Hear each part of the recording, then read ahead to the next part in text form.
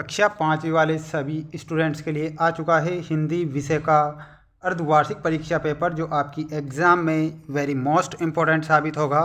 सभी विद्यार्थियों को इन प्रश्नों के आंसर बताने हैं और सभी विद्यार्थी अच्छे से इन सभी प्रश्नों को याद करेंगे।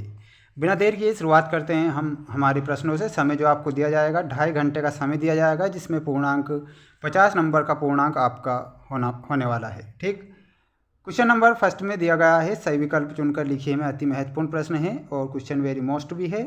कोयल का महत्व किससे होता है? क्वेश्चन में पूछा गया है कोयल का महत्व किससे होता है। ऑप्शन है सुंदरता से, मीठी वाणी से, तेज उड़ान से या फिर उपरोक्त में से कोई नहीं। तो जो कोयल होती है उसका जो महत्व होता है उसकी मीठी वाणी से होता है। तो ऑप्शन नंबर बी आप करेक्ट उत्तर याद रखेंगे। ठीक, इसके बाद हम बढ़ते हैं हमारे नेक्स्ट क्वेश्चन की ओर, जो कि आपकी एग्ज़ाम में काफ़ी महत्वपूर्ण साबित होगा। आप देख सकते हैं कोयल का महत्व मीठी वाणी से। और भीमराव अंबेडकर जी का जन्म कब हुआ था? सभी विद्यार्थी इसका आंसर कमेंट बॉक्स में ज़रूर बताएं। अगला जो क्वेश्चन पूछा गया है वेरी मोस्ट है, तरु का पर्यायवाची शब्द किससे है? तरु का पर्यायवाची शब्द आपसे पूछा गया है। तो इसमें आपको वृक्ष, पेड़, पादप या नभ। तो आप तरु का जो करेक्ट उत्तर बताएंगे वो हो जाएगा आपका वृक्ष, करेक्ट उत्तर होगा।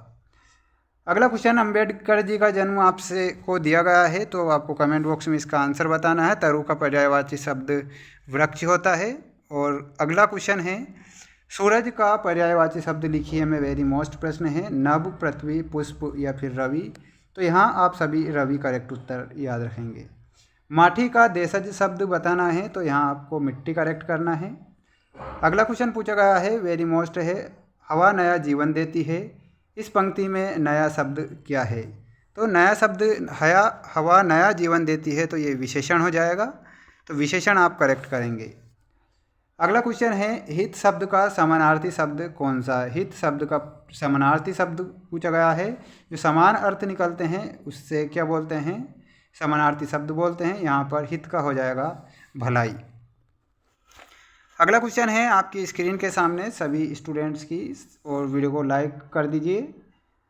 हम भी सीखे पाठ की मूल भावना क्या है? तो इसमें पाठ की जो मूल भावना थी वो देने की थी। अगला क्वेश्चन है और पूछा गया है, पेड़ सदा देते हैं छाया, पंक्ति में क्रिया शब्द कौन सा है? तो क्रिया शब्द आपको बताना है देते हैं। क्या देते हैं? छाया देते हैं।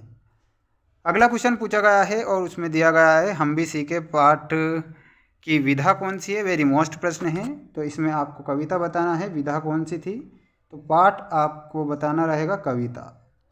अगला क्वेश्चन दिया गया है, चंद्रशेखर आज़ाद के बारे में 3 वाक्य आपको लिखना रहेगा, वेरी मोस्ट हैं। और चंद्रशेखर आज़ाद के बारे में क्वेश्चन को भी याद करना है। क्वेश्चन में दिया गया है, अगला क्वेश्चन है और उसमें पूछा गया है, पिछड़ी व्यक्तियों के प्रति हमारा क्या कर्तव्य होना चाहिए? तो हमें उनकी मदद करनी चाहिए, ऐसा आपको बताना रहेगा। एक अति लघुत्तरी वाले प्रश्न हैं और उन्हें अगर आसपास आपके घर के आसपास कोई अनपढ़ व्यक्ति हो तो उसे पढ़ाना चाहिए, ऐसा आपको बताना है।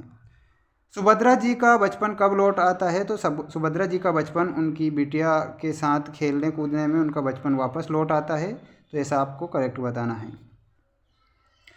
और अगला क्वेश्चन है और उसमें आपको दिया गया है,